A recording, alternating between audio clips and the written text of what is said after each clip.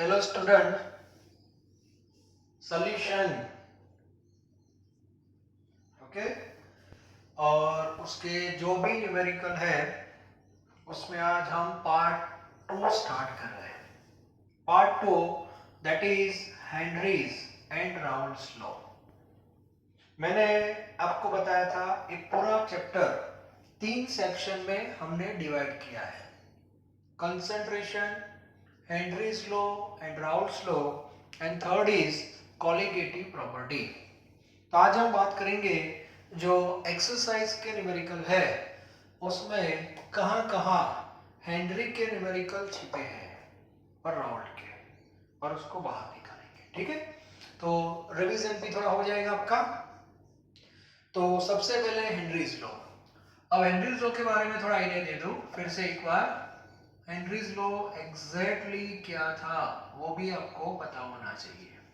Okay, तो कोई भी लॉ पढ़ते हो तो सबसे पहले वो सिस्टम कौन सी है वो पता होना चाहिए। मैंने आपको बताया था ये जो सॉल्यूशन है वो मेनली 3 टाइप के होते हैं: solid solution, liquid and gaseous solution. And each category divide into 3 सब कैटेगरी। तो मैंने आपको बताया था हमारा सिलेबस में जो भी थ्योरी है that is totally based on liquid solution. और लिक्विड में 3 पार्ट बताए थे मैंने: solid plus liquid, liquid plus liquid and gas plus liquid. So Henry's law related with gas plus liquid. It means gas plus liquid and that is equal to liquid solution. ये जो liquid है that is solvent और gas जो है that is solute. Okay, और जितना partial pressure gas का ज्यादा रहेगा उतनी उसकी सॉल्युबिलिटी ज्यादा होगी। और सॉल्युबिलिटी जो आपको लेनी है that is in terms of mole fraction. Okay, so here relation like this: partial pressure directly proportional to mole fraction of gas. Okay, ये मेन फॉर्मूला। उसके बाद proportionality constant that is KH, and KH is known as Henry's constant, which depends on temperature as well as nature of gas. It means if you change temperature, then value of KH change. If you change type of gas, then value of KH also change. Clear? तो KH किस पे depend है वो भी पता होना चाहिए। और इसको हमने ग्राफ से फाइंड किया था, स्लोप से। थियरी याद है ना, y equal to mx। Yes. Numerical की जहां तक बात है तो सबसे पहले ओरिजिनल फॉर्मूला है मोल फ्रैक्शन। सपोज आपको नहीं दिया है तो आप एक स्टेप नीचे आ जाओ, that is n upon n plus n। Mole fraction means what? Mole upon total mole, and we know स्मॉल n is very very less than capital N, so finally P is equal to KH n upon n। ये भी एक formula है इन terms of mole, and this formula in terms of mole fraction. तो ये sequence में पूरा clear होना चाहिए। ओके, अब देखते हैं एक्सरसाइज में हेनरी के 2 न्यूमेरिकल दिए हैं, ज्यादा नहीं है। तो पहले हम वो सॉल्व करेंगे, उसके बाद Raoult's law. So first thing is 2.13 2.13 text book रखो अपने पास। 2.13 partial pressure of ethane over a solution. Solution है तो सॉल्वेंट कौन होगा? Water. Containing 6.56 into 10⁻³ gram of ethane is 1 बार। इसका मीनिंग हुआ कि इथेन का सॉल्यूशन बनाया है, इथेन। और ये जो इथेन है मान लो कि सॉल्यूशन है। अब इसमें इथेन जो है वो हमने डिसॉल्व कर दिया है। कितना है? 6.56 into 10⁻³ ग्राम है, आई थिंक। यस, इतना इथेन है। और इतना इथेन डिसॉल्व कब हुआ? जब प्रेशर कितना था? 1 बार। यस, एक ऐसे। ये मंडे की बात हो गई। ओके, अब ट्यूसडे क्या किया? If the solution contains, second day, solvent same, yes. ये मंडे की बात है, ये मंडे और ये ट्यूसडे, ओके। अब ट्यूसडे हमने वाटर तो सेम लिया है, लेकिन इथेन चेंज कर दिया 5 इंटू 10⁻⁻² ग्राम। तो यहाँ पे कितना प्रेशर होगा वो आपको फाइंड करना है, ठीक है। तो इस बेस पे हेनरीज लॉ पढ़ेंगे। चलो सबसे पहले हम यहाँ तक आ सकते हैं। ये दोनों अलग अलग केस है, मंडे और ट्यूसडे, लेकिन याद रखना वाटर सेम है, water same, solvent same, solute same, solvent की क्वांटिटी सेम, हाँ सॉलिड की क्वांटिटी में वेरिएशन है।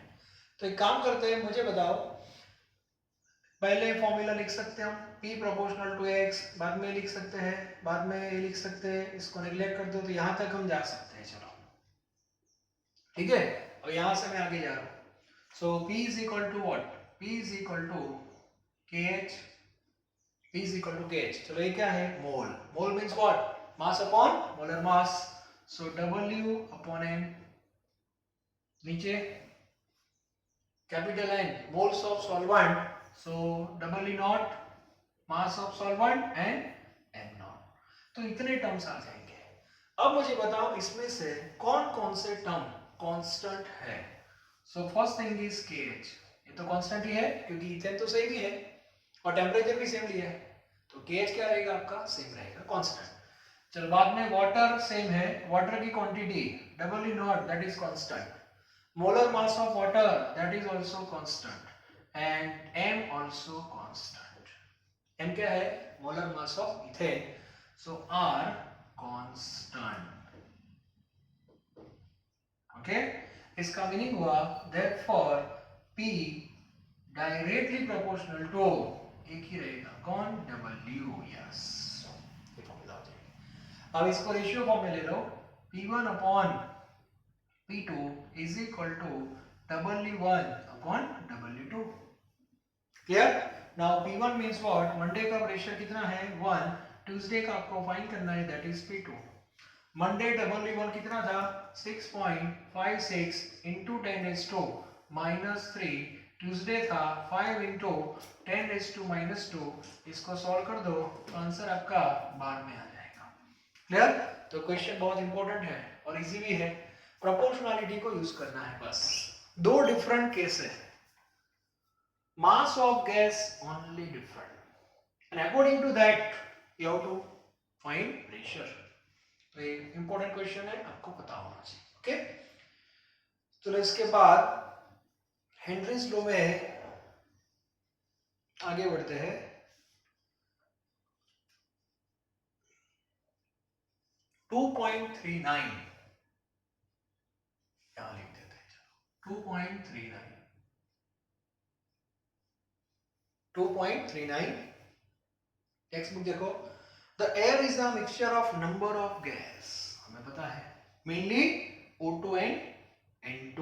The major component are oxygen and nitrogen with approximate proportion 20% and 79% by volume at 298 Kelvin। मतलब आपके पास एयर है, उसमें 20% O2 दिया है, 20% O2 और 79% N2 दिया है। It means that is a mixture, और ये जो परसेंटेज दिए है that is by volume, yes by volume दिया है, okay. Now the water is in equilibrium with air at a pressure 10 atm। मतलब ये जो एयर है वो वाटर के साथ, या नीचे वाटर है, पानी है, यस, इसके साथ इक्विलिब्रियम कंडीशन में है और प्रेशर कितना 10 atm, यस। नॉर्मल प्रेशर तो 1 atm होता है, लेकिन 1 atm पे तो डिसॉल्व होता ही नहीं है, ठीक है। तो यहाँ पे क्या किया हम लोगों ने, प्रेशर अप्लाई किया होगा, एयर को कंप्रेस किया होगा, क्योंकि प्रेशर 10 atm दिया है। तो 10 atm जो है that is a total pressure, yes 10 atm जो है दैट इज टोटल प्रेशर है, यस, एयर को कंप्रेस किया है। एंड द क्वेश्चन इज, इन दोनों के कांस्टेंट दिए हैं, O2 और N2 का कांस्टेंट भी है, तो आपको फाइंड करना है composition of this gas in water.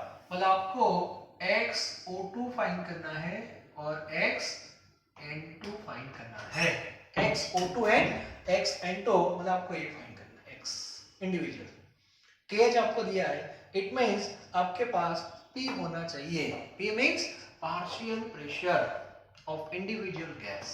Sir 10 दिया है ना, वो तो टोटल है, तो पार्शियल हम कैसे फाइंड करेंगे? तो उसके लिए थोड़ा 11th में आपको जाना पड़ेगा। 11th में जब स्टेट्स ऑफ मैटर आप पढ़ते थे, वहां पे डाल्टन्स लॉ था। एक बार अच्छी तरह लिख देना क्लास नोट में, ए न्यूमेरिकल 2.13। ओके, चलो अब 11th में जब आप थे तो डाल्टन्स लॉ में पार्शियल प्रेशर फाइंड करने की दो फॉर्मूला है। एक फॉर्मूला तो सबको याद है, सबको पता है, PA is equal to XA into P total. ये तो नॉर्मली बहुत बार यूज कर चुके हैं, ये सबको पता है। लेकिन एक दूसरी फॉर्मूला है, वो ज्यादातर स्टूडेंट भूल जाते हैं। एक्चुअली ये मोल फ्रैक्शन है, that is method to represent concentration. तो यहाँ पे जो परसेंटेज दिया वो बाय वॉल्यूम दिया है, तो यहाँ पे फॉर्मूला थी percentage volume of A upon 100 into P total. Yes, ये भी एक फॉर्मूला है जिससे हम पार्शियल प्रेशर फाइंड कर सकते हैं। तो नोट डाउन कर लेना फॉर्मूला, टेक्स्ट बोर्ड की बुक में थी, एनसीईआरटी में शायद नहीं थी। चलो सबसे पहले O2 लेते हैं, PO2 percentage is given 20। Yes, simple ही है, 20 अपॉन 100 और P total that is 10, so answer is 280 m. Clear? Okay. Now BN2. BN2 means what? 79 upon 100 into 10. So answer is 7.980 m. तो पार्शियल प्रेशर आ गया। अब Henry's law, तो Henry's law पहले apply करेंगे O2 के लिए। So PO2 is equal to KH into XO2. Now XO2 means what? XO2 is equal to PO2 upon KH. PO2 means what? PO2 that is 280 m. And what is the value of KH? KH की value O2 के लिए है 3.3 into 10⁷ mm. अब यहाँ पे student गलती कर सकते हैं, इतना पता होना चाहिए, जब आप हेनरीज लॉ अप्लाई करते हो तो जो x है that is mole fraction which is always unitless. Okay, it means unit of P and KH always same. Clear? तो ये यूनिट देखो सेम नहीं है, तो mm और atm का रिलेशन आपको पता होना चाहिए। 1 atm is equal to 760 mm. It means you have to multiply with 760. Clear? तो मल्टीप्लाई कर दो, तो जो भी आंसर आएगा that is mole fraction. But keep it in mind, don't write unit, क्योंकि ये मोल फ्रैक्शन है। क्लियर? और एक का मोल फ्रैक्शन आ गया, दूसरे का आप फाइंड कर सकते हो 1 माइनस करके। अदरवाइज दूसरी फॉर्मूला भी है XN2 that is PN2 upon KH हो जाएगा। तो न्यूमेरिकल भी बहुत इंटरेस्टिंग है। तो हेनरी का सेकंड न्यूमेरिकल है वो भी बहुत इंपॉर्टेंट है, और इसके साथ साथ जो इंटेक्स में थे वो भी इंपॉर्टेंट थे, और इलस्ट्रेशन जो हमने किए थे वो भी इंपॉर्टेंट है। तो हेनरी के सारे न्यूमेरिकल आपके क्लियर होने चाहिए। दूसरा एक दिया है, थोड़ी स्टोरी है लेकिन टेंशन मत लेना, 2.35, ये भी होमवर्क में आप सॉल्व कर सकते हो। 2.35 में लिखा है Henry law constant for the molarity of methane in benzene at 298 की गिवन, मतलब KH आपको दे दिया है, and calculate the solubility of methane in benzene at 298 under 76 mm Hg। It means same formula P is equal to KH into X। आपको KH दिया है और P भी दिया है, इन शॉर्ट आपको X फाइंड करना है। ये दोनों का यूनिट भी सेम है, टेंशन मत लेना। ओके, हो जाएगा। सो 2.35 that is also in homework. Okay, तो हेनरीज लॉ के 3 न्यूमेरिकल आपके हो गए। अब आगे बढ़ते हैं one of the important law and that is Raoult's law. तो हेनरी लॉ है वो लिक्विड सॉल्यूशन के बेस पे है, लेकिन कौन सा liquid solution? That is gas plus liquid. अब बात करते हैं राउल्स लॉ। राउल्स लॉ जो है that is for liquid plus liquid. अभी भी बहुत इंपॉर्टेंट है। Ideal solution, non ideal solution, positive deviation, negative deviation, ये सब याद है? ओके, नहीं है तो अभी क्लियर हो जाएगा, न्यूमेरिकल 1-2 सॉल्व करोगे तो।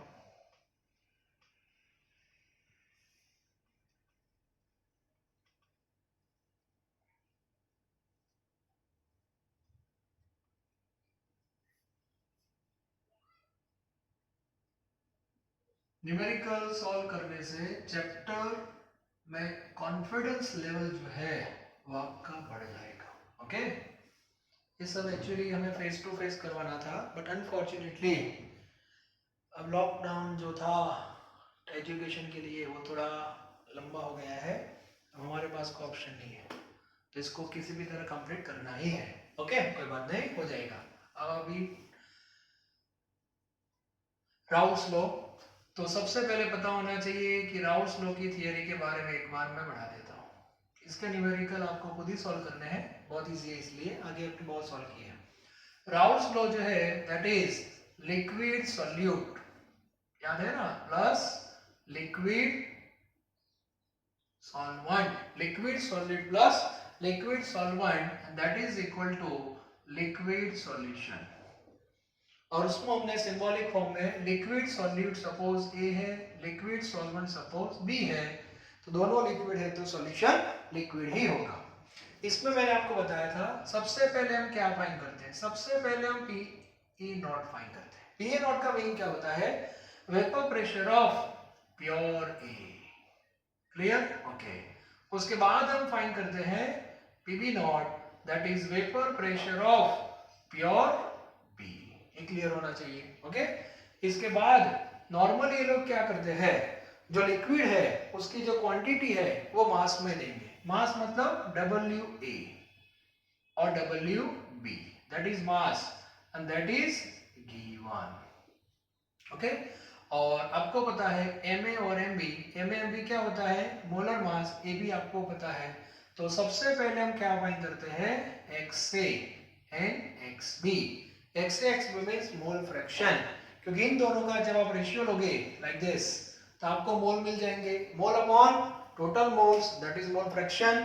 तो ये जो मोल फ्रैक्शन आएंगे वो लिक्विड मिक्सचर के आएंगे, याद है ना सब? ओके, बाद में हम पार्शियल प्रेशर फाइंड करते थे। PA is equal to PA not XA, PB is equal to PB not XB। PA not PB not आपको पता है, XA XB आपने फाइंड कर दिया है, तो आप PA PB फाइंड कर सकते हो, that is partial pressure. Partial और प्योर का डिफरेंस मैंने बताया था। PA नॉट का मीनिंग होता है vapour pressure of A in absence of B, और इसका मीनिंग होता है vapour pressure of A in presence of B। Clear?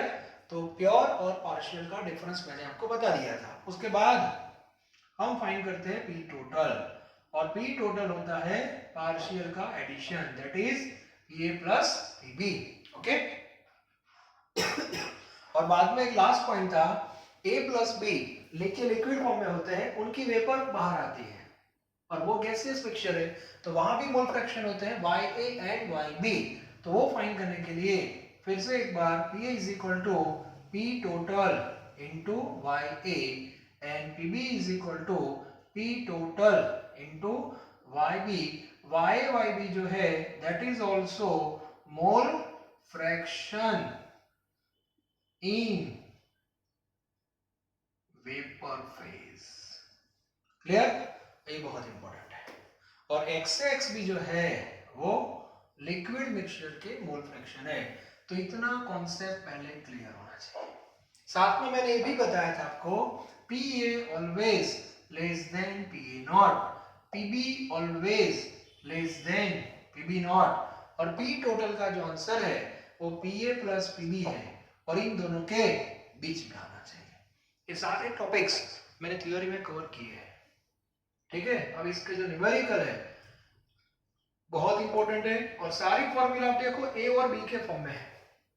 तो आपको क्या करना चाहिए, जो दो लिक्विड दिए हैं उसको सिंबल दे दो पहले से ही ए एंड बी, तो इजी रहेगा। ठीक है, तो सबसे पहले देखते हैं कौन कौन से न्यूमेरिकल इस कैटेगरी में आते हैं। तो सबसे पहले 2.16 देखो 2.16 हेप्टेन एंड ऑक्टेन। यस, दो लिक्विड है, one is heptane and second is octane. Organic पढ़ा है ना, तो सबको फॉर्मूला पता होनी चाहिए। और हेप्टेन और ऑक्टेन जो है form an ideal solution at 373 the vapor pressure of two liquid components are given। मतलब इन दोनों को पहले सिंबल दे दो A एंड B। क्लियर? और आपको पहले PA not that is given, PB not that is also given, ये दोनों दे दिए हैं किलो पास्कल में। Okay, then What will be the vapor pressure of mixture 26 gram heptane. मतलब आपको हेप्टेन जो है उसका WA दिया है और ऑक्टेन का भी WB दिया है, इतनी इंफॉर्मेशन है। और आपको फाइंड क्या करना है, P टोटल। चलो क्या करोगे, सबसे पहले हमें क्या करना चाहिए, ये जो मास दिया है WA मास, इसको मोलर मास से क्या कर दो, डिवाइड कर दो। ये सब आगे मैंने करवाया है, मैं आपको हिंट दे रहा हूं और इस बेस पे ही आप आगे बढ़ना। क्लियर? तो सबसे पहले WA को MA से डिवाइड कर देना, molar mass. Sir formula science छोड़ दो बस, इसको हेप्टेन की फॉर्मूला नहीं आती। क्लियर? मोल फाइंड करना है तो मास अपॉन मोलर मास। तो सबसे पहले Na फाइंड कर दो और Nb। सर मोल कैसे फाइंड करें, फिर से बोल रहा हूं, 11-12 साइंस भूल जाओ, जिसको मोल फाइंड करना नहीं आता हो, अब 12th में आप आ गए और पूछते मोल नहीं आता, मास अपॉन मोलर मास क्लियर होना चाहिए।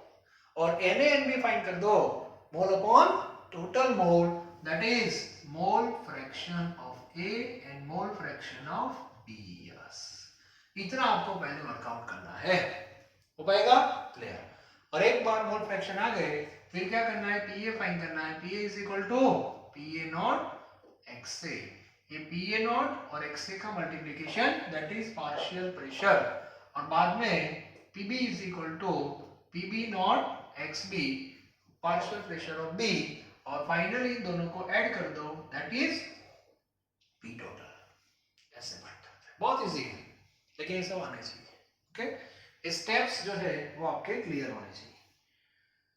चलो इसके बाद दूसरा एक न्यूमेरिकल लेते हैं, लिक्विड प्लस लिक्विड। माइंड में याद रखना, लिक्विड प्लस लिक्विड। यस, 2.36, ये 2.16 था, अब 2.36। ओके, अब इसमें दो लिक्विड आपको दिए हैं A एंड B, पहले से लिक्विड फिक्स कर दिया है और ये दोनों लिक्विड का मास दिया है that is WA and WB। आप बोलोगे सर AB है तो हमें मोलर मास कहां से मिलेगा, दैट इज गिवन, टेंशन क्यों लेते हो। तो Ma आपको दिया है और Mb भी दिया है, क्या करोगे, दिस टू आर गिवन। सबसे पहले mass upon molar mass that is mole, NaNb find कर दो, हो जाएंगे mole upon total mole that is mole fraction, तो XA और XB आपके पास आ गया। चलो अब आगे बढ़ते हैं। Vapour pressure of pure liquid B was found to be 500। अब इसमें इन लोगों ने Pb नॉट दे दिया है, Pb not that is 500 torr, pure B दे दिया है, तो आपको प्योर A फाइंड करना है, pure A। Pure A means Pa not find करना है, Pa नॉट, और टोटल प्रेशर दे दिया है। If the pure and its vapor pressure in the solution, Pa not भी फाइंड करना है और Pa भी फाइंड करना है। यस, और P टोटल दे दिया है, P total that is given and that is 475। चलो सबसे पहले क्या करेंगे, ये सब तो वर्कआउट कर दिया हमने, मोल और मोल फ्रैक्शन। क्लियर? तो सबसे पहले आपको क्या करना चाहिए, तो Pb नॉट आपको दिया है, तो सबसे पहले Pb is equal to Pb not XB use करो, partial pressure of B find कर दो। यस, क्योंकि आपके पास पीबी नॉट है और आपने वहां से एक्स भी लिया, ये रहा एक्स भी, वो भी फाइंड कर दिया है। तो इन दोनों का मल्टीप्लिकेशन कर दो तो आपको सबसे पहले पीबी मिल जाएगा। क्लियर? बाद में सेकंड स्टेप में आप क्या करोगे, तो P total is equal to P A plus PB. तो आपको पहले पी ए फाइंड करना है और पी ए फाइंड करना है तो पी टोटल में से पीबी माइनस कर दो तो आपको पी ए मिल जाएगा। क्लियर हो गया ये। और बाद में पी ए नॉट फाइंड करना है, so P A is equal to P A naught X A, so P A naught is equal to P A upon X A. यहां से आपको पी ए नॉट मिल जाएगा। क्लियर? तो इस base पे second round हम न्यूमेरिकल सॉल्व कर सकते हैं। बहुत इजी है, ये सारी फॉर्मूला पता होना चाहिए, बस किसको कहां पे जोड़ना है ये क्लियर होना चाहिए। ठीक है, चलो ये भी हो गया। अब आगे बढ़ते हैं। राउंड में एक 2.37 है, वो ग्राफ है एक्चुअली 2.37 ग्राफ है, वो भी आपको सॉल्व नहीं करना है। ओके, और एक लास्ट है 2.38। आप बोलोगे सर यहां तक तो हम आए, ये फॉर्मूला का यूज अभी नहीं हुआ है, तो उसके लिए 2.38 है and that is most important. आगे इंटेक्स में भी ऐसा एक सम था जहां पे हम y a y b find करते हैं, याद है? तो 2.38 अच्छी तरह देखो। Benzene and toluene form ideal solution over the entire range of composition. मतलब आइडियल है तो बेंजीन को सिंबल ए दे दो, टोल्यूएन को सिंबल बी दे दो।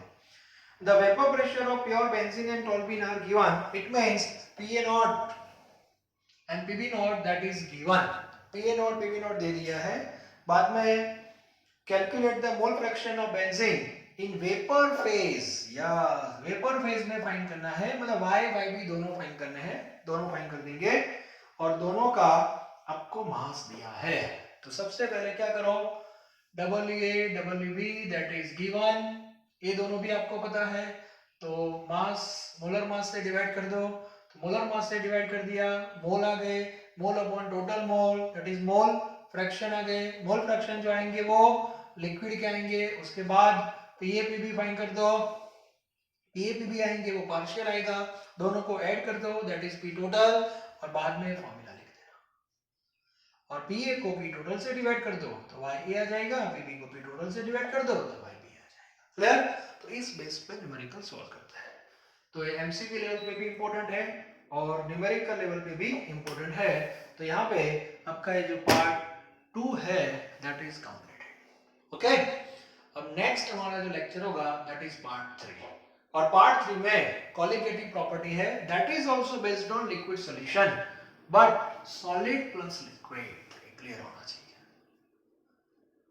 हेनरीज लॉ क्या था, gas plus liquid, Raoult's law liquid plus liquid and colligative property solid plus liquid. और कोलिगेटिव प्रॉपर्टी में हम क्या करते हैं वो पता होना चाहिए, comparison between solvent, pure solvent and solution, before adding solute solvent की प्रॉपर्टी और आफ्टर एडिंग सॉल्यूट सॉल्वेंट की प्रॉपर्टी, और दोनों की हम कंपैरिजन करते हैं। तो दो प्रॉपर्टी इंक्रीज हो रही है, दो प्रॉपर्टी डिक्रीज हो रही है। तो फर्स्ट कोलिगेटिव था relative decrease in vapour pressure, second elevation in boiling point, third evaporation in freezing point and fourth osmotic pressure. तो चारों प्रॉपर्टी के न्यूमेरिकल भी हम सीक्वेंस में सॉल्व करेंगे वन बाय वन और पैरेलल जो थियरी है उसको भी थोड़ा टच दे देंगे। तो बेसिकली आप देखना आपका पूरा जो सॉल्यूशन चैप्टर है वो रिवाइज हो जाएगा और मोस्ट इंपोर्टेंट चैप्टर है, थियोरेटिकल बेस पे नहीं, न्यूमेरिकल बेस पे और एमसीक्यू बेस पे, तो क्लियर होना ही चाहिए। Okay, thank you very very much.